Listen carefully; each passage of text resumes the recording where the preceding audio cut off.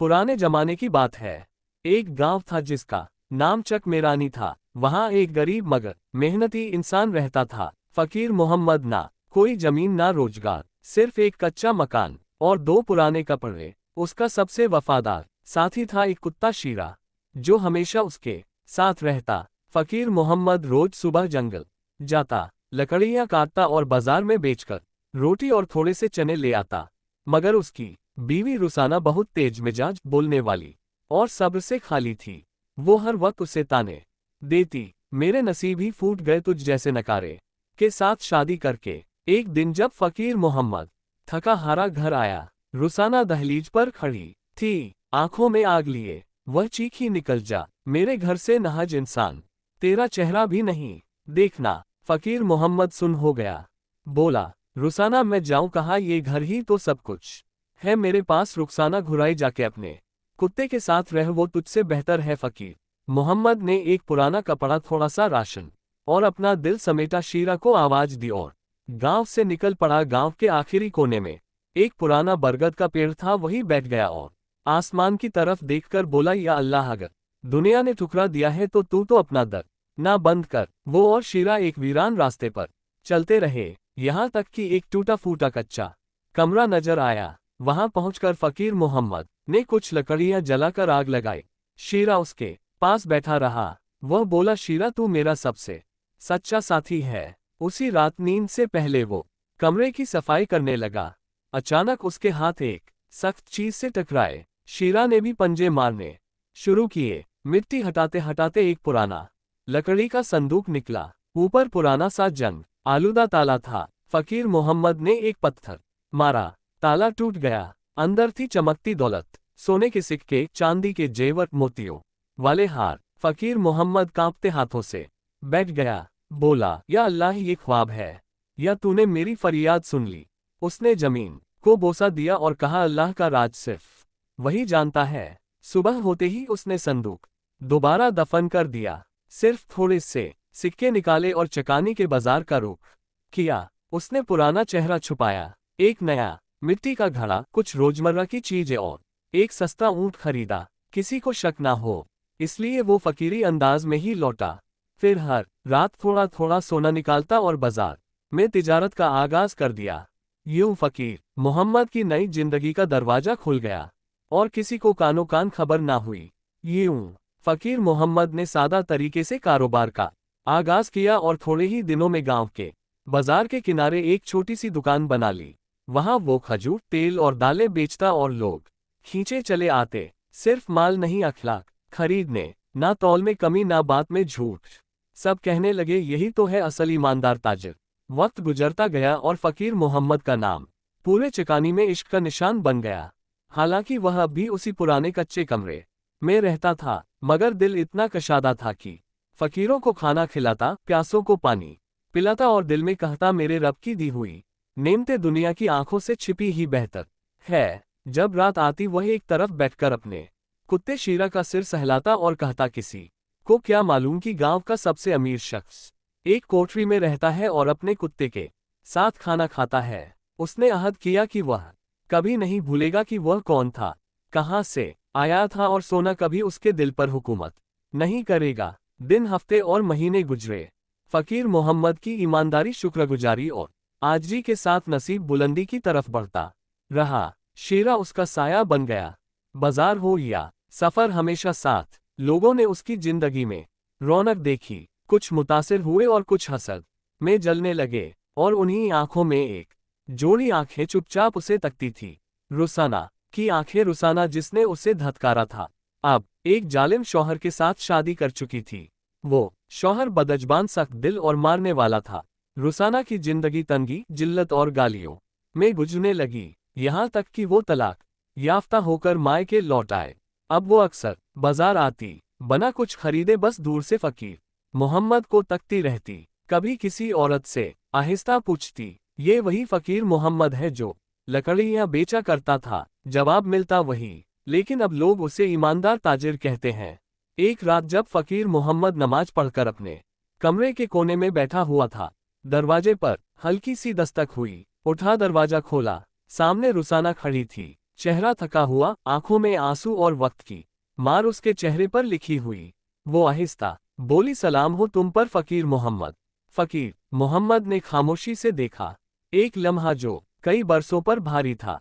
चेहरे पर ना गुस्सा ना खुशी, बस पुरानी चोट की गूंज। इस वक्त इस हाल में क्यों आए हो? रुसाना की आवाज कांप रही थी। माफी मांगने आई हूँ। जानती हूँ बहुत बड़ी गलती की। अब समझ आया तुम्हारी कदरत, लेकिन बहुत देर हो गई। फकीर मोहम्मद ने उसे बैठने का इशारा दिया।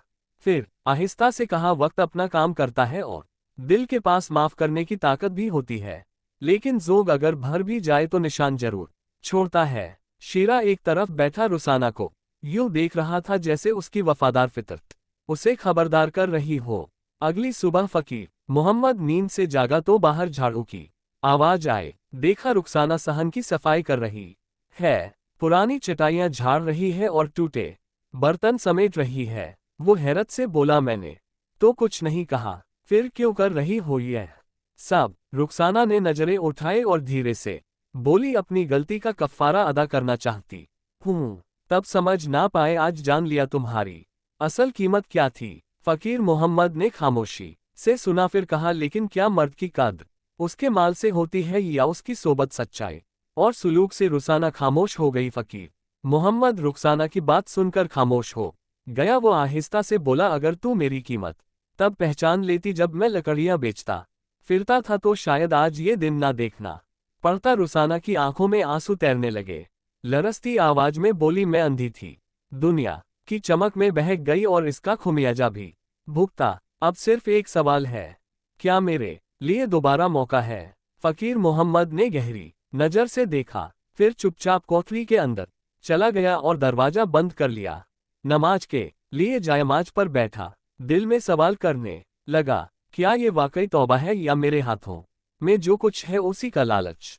फिर उसे वह रात याद आई जब रुखसाना ने उसे धत्कारा था, जब कमर पर तो कुछ ना था मगर शीरा था जो उसका सच्चा रफीक निकला। उसी लम्हे शीरा अंदर आया, आकर सर फकीर मोहम्मद की रान पर रख दिया। फकीर मोहम्मद ने हाथ से उसका सर सहलाया और बोला, इस कमरे में वही रहेगा जिसने मेरे दर्द में मेरा साथ दिया। रात के अंधेरे में फकीर मोहम्मद ने रुसाना को आवाज दी, मैं एक ही बात कहूंगा, जो कुछ हमारे बीच था खत्म हो चुका। मैंने तुझे माफ तो कर दिया मगर जो टूटता है वो कभी वैसा नहीं जुड़ता। रुसाना ने सर झुका लिया, आहिस्ता से बोली, क्या मैं यहाँ सिर्फ पनाह पा सकती हूँ एक खादिमा बनकर? फकीर मोहम्मद ने जवाब दिया, अगर रहना चाहती हो तो कमरे के दूसरे कोने में रहो, जो बेघर हो उसे छत देना मेरे रब का हुक्म है। लेकिन यह मत समझना कि दिल वैसा हो जाएगा जैसा कभी था। रुसाना खामोश रो पड़ी, ना सिर्फ एक शौहर को खोया था बल्कि वह मौका भी जो शायद दोबारा ना मिलता। वक्त गुजरता गया। अब वो कोठरी जो पहले सिर्फ फकीर मोहम्मद और शीरा की पनाह थी, लोगों से भरने लगी। कोई नसीहत लेने आता, कोई खैरात मांगने, और बड़े ताजिर शिरकत की पेशकश करने लगे। बाजार में हर कोई नाम लेता था फकीर मोहम्मद, वो जो कभी लकड़ियां बेचता था अब ईमान का सितारा है। मगर फकीर मोहम्मद के चेहरे पर गुरूर नहीं, वह अब भी उसी मिट्टी के कपड़ों में उसी आज से सौदा बेचता जैसे उसे मालूम हो कि वह कौन है और कहां से आया है। फिर एक दिन बाजार में एक बावकार शख्स आया, लंबे चौगे में चेहरे पर रब बोला, मैं हूँ हाजिम खान, यहाँ के नायब गवर्नर का नुमाइंदा। हमने आपकी शोहरत सुनी है। फकीर मोहम्मद ने सुकून से जवाब दिया, खैर हो फरमाए। हाजिम बोला, आप ईमानदार इंसान हैं, गांव के लोग आप पर भरोसा करते हैं। हम चाहते हैं कि आप हमारी कंसिल में शामिल हो, गांव के नुमाइंदे बनकर। फकीर मोहम्मद चौंका, जैसे किसी ने बेवक ख्वाब दिखाया हो। उसने कहा, मैं तो वह शख्स हूं जो कभी कच्चे कमरे में सोता था, पानी भी जुक में पीता था। अब लोगों पर हुक्म चलाओ, नहीं, यह मेरे बस की बात नहीं। हाजिम हैरत से बोला, आपको इख्तियार खुद आ रहा है और आप इनकार करते हैं। फकीर मोहम्मद ने गहरी सांस ली और बोला, इख्तियार तभी ठीक है जब इंसान खुद पर काबू रख सके। अगर एक दिन भी मैं भटक गया तो मेरा जुल्म मेरी गुर्बत से ज्यादा खतरनाक होगा। हाजिम खामोश हो गया और चुपचाप वापस लौट गया। बाजार के लोग हैरान रह गए कि वो शख्स जिसके पास कुछ नहीं, असल में वही सबसे ज्यादा मजबूत निकला। जब फकीर मोहम्मद वापस आया तो देखा शीरा कोठरी के बाहर भौंक रहा है, जैसे किसी अनजाने खतरे से खबरदार कर रहा हो। फकीर मोहम्मद ने बैठकर उससे कहा, सच कहूं तो मेरे साथी तू वफा में उन सब से बेहतर निकला जो इंसान कहलाते हैं, और कई इंसान ऐसे भी देखे जिनके अंदर सिर्फ कुत्ते का दिल था। अब जब चिकानी में फकीर मोहम्मद का चर्चा हुआ तो हसद भी बढ़ा। एक दुकानदार था जीवालाल, मोटे चेहरे वाला, हर वक्त दूसरों पर नजर और बातों में झर। वो एक दिन अपने कुछ साथियों से बोला, वल्लाह कि इस शख्स के रिस्क में कुछ तो राज है। मैंने खुद अपनी आंखों से एक रात उसे उस पुरानी दीवार के पास खोदते देखा जो गांव के मगरबी किनारे पर है। ये सुनकर कुछ लोगों के भौहें तन गई। हवा में शक की बदबू फैलने लगी। कहा जाने लगा कि शायद उसे खजाना मिल गया है। हाँ, जमीन के नीचे दफन खजाना। तभी तो अचानक मालदार हो गया। यह बात फैलते फैलते नसीब तक जा पहुंची। वही नसीब जो पहले जमाने में डाका डालता था, फिर तौबा करके गांव में ताजिर बन बैठा, लेकिन अंदर से वही पुराना चालाक और मक्कार। नसीब ने दांत पीसते हुए सोचा, खजाना, यह मौका हाथ से गया तो गया। यह खजाना मेरा होगा, चाहे जान चली जाए। और फिर खेल शुरू हुआ। अगली ही सुबह नसीब ने अपने गुलामों को भेजा बाहर से तिजारत के नाम पर, मगर असल में फकीर मोहम्मद के करीब जाने का जाल। आदमी पैगामर साहब बनकर आए, बातों में बातें निकालने लगे, हंसी जाक के पर्दे में रजदारी की बातें पूछने लगे, मगर फकीर मोहम्मद सिर्फ हंसता रहा।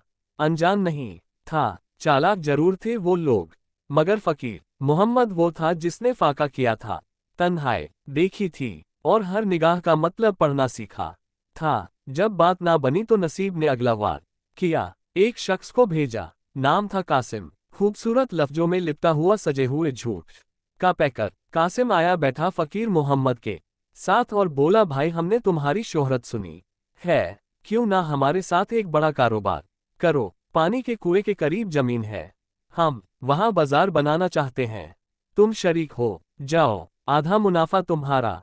फकीर मोहम्मद ने धीरे से कहा, असल साथी कौन है और क्या जमानत है कि यह धोखा नहीं। कासिम ने इधर उधर देखा और बोला, भाई मैं कसम खाकर कहता हूँ। फकीर मोहम्मद ने बात काट दी, कसमें मत खाओ, आओ जो कहना है मस्जिद में लोगों के सामने लिखकर कहो। दिन की रोशनी में कासिम की रंगत बदल गई। बोला, क्या तुम्हें मुझ पर एतबार नहीं? फकीर मोहम्मद मुस्कुराया नरमी से लेकिन गहराई से और कहा, मैं अल्लाह पर भरोसा करता हूँ, बाकी सब मेरे लिए अंधेरे जैसे हैं। फिर उसने शीरा को बुलाया। वफादार कुत्ता दौड़कर आया, खामोशी से फकीर मोहम्मद के पास बैठ गया।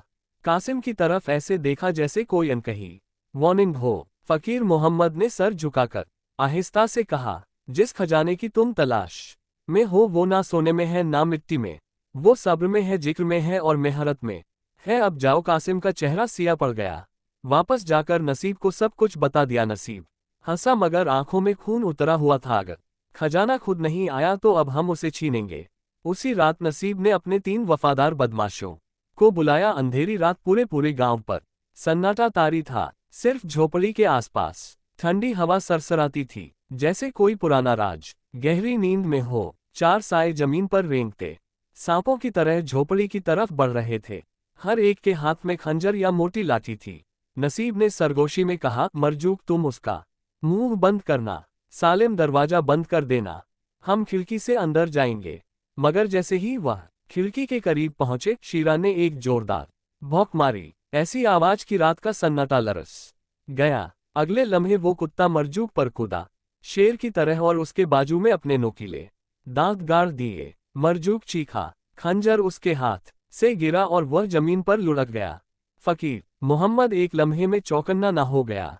उसने पास पड़ी लकड़ी की छड़ी उठाए और बाहर निकला। अंधेरे में एक साया भागता दिखाई दिया। नसीब। फकीर मोहम्मद चिल्लाया, ए बुज़दिल, अब कहाँ जा रहे हो? क्या खजाना ऐसे ही मिलता है सोते हुए? ये तो छुपा होता है। पसीने में, सब्र में और इस्तेन में अंधेरी रात थी। नसीब आहिस्ता आहिस्ता जमीन की तरफ बढ़ा जो फकीर मोहम्मद को तोहफे में मिली थी। हाथ में कागज था, उस पर जाली दस्तखत थे और दिल में लालच, मगर उसकी तकदीर जाग रही थी। शीरा वही वफादार कुत्ता नसीब जैसे ही बार फलांगने लगा। शीरा उस पर झपटा।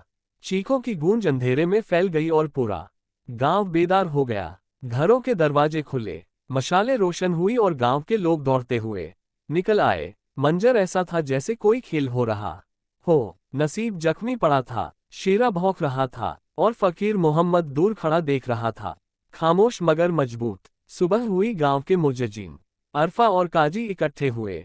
नसीब को पकड़ा गया और जख्मों के इलाज के बाद उसने सब कुछ मान लिया। जाली कागजात, झूठे वादे और चोरी का इरादा। एक बुजुर्ग बोला, हमने कभी ऐसा कुत्ता नहीं देखा जो अपने मालिक की जमीन की भी हिफाजत करे। दूसरा बोला, फकीर मोहम्मद, तूने अपना खजाना खुद बनाया है। शेख है, गांव ने ऐलान किया, नसीब को गांव से निकाला जाता है और वह जमीन जो उसने चुरानी चाहिए वो अब फकीर मोहम्मद की मिल्कियत है। ये बात मजलिस के रजिस्टर में लिखी जाए। उसी दिन फकीर मोहम्मद ने सिर्फ जमीन नहीं जीती बल्कि लोगों के दिल भी जीत लिए। और शेरा वो अब सिर्फ एक कुत्ता नहीं रहा, वो वफा और निभा की निशानी बन गया। कुछ दिनों में फकीर मोहम्मद का नाम हर जुबान पर था। मर्द उससे मशवरा लेते, औरतें उसके सब्र को मिसाल बनाती। फकीर मोहम्मद ने अपनी नई जमीन पर एक छोटा सा बाजार लगाया, ऊन, कपड़े और सादगी की खुशबू से भरा हुआ। हर दिन उसका रिज़्क बढ़ता, उसकी इज्जत ऊंची होती और उसका नाम रोशन। फिर एक सुबह नरमी लिए रोशनी लिए उसके सामने आई रुसाना, वही औरत जो किसी जमाने में उसकी बीवी थी। उसके कदम थरथरा रहे थे और आंखों में वो आंसू थे जो बरसों पहले गिरने चाहिए थे। आहिस्ता से बोली, फकीर मोहम्मद, मैं जानती हूं मैंने खता की। उस दिन जब मैंने तुम्हें निकाला, मैंने रोशनी को अपने घर से निकाला।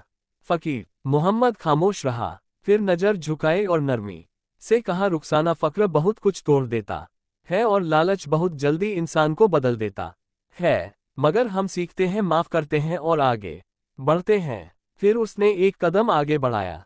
अगर तुम माल के लिए वापस आए हो, वापस जाओ, और अगर तुम उस मर्द के लिए आए हो जिससे तुमने कभी मोहब्बत ना की मगर आज उसकी कद जाना है, तो खुशामदीद। रुसाना ने नजरें झुकाई, नम आंखों से बोली, कसम खुदा की, मैं सिर्फ उस फकीर मोहम्मद के लिए आए हूं जो मुझे आज समझ आया है, जिसने सिखाया कि मर्द का मकाम ना लिबास से नापा जाता है, ना दौलत से बल्कि दिल से। फकीर मोहम्मद ने उसका हाथ थामा, चलो एक नई शुरुआत करते हैं। ये झोंक पड़ा हमारा है और यह महल बनेगा अगर इसमें दो सच्चे दिल हो। शेरा भागा, खुदा खुशी में भौंका, गोया वह भी इस मिलाप पर खुश था। रात को फकीर मोहम्मद ने गांव वालों को बुलाया, वलीमा किया और कहा, मेरा सफर लंबा था, मैं फकीर था, धत्कारा हुआ, सिर्फ एक कुत्ते का साथी, मगर आज मैं सबसे अमीर हूं। इसलिए नहीं कि मेरे पास माल है, बल्कि इसलिए कि लोग मुझसे मोहब्बत करते हैं। और यूं ये किस्सा मुकम्मल हुआ, जहां खजाना जमीन में नहीं था बल्कि इज्जत में, वफादारी में और मोहब्बत में छुपा था। वफादारी एक कुत्ते ने सिखाए और इस्ते एक गरीब ने कमाए।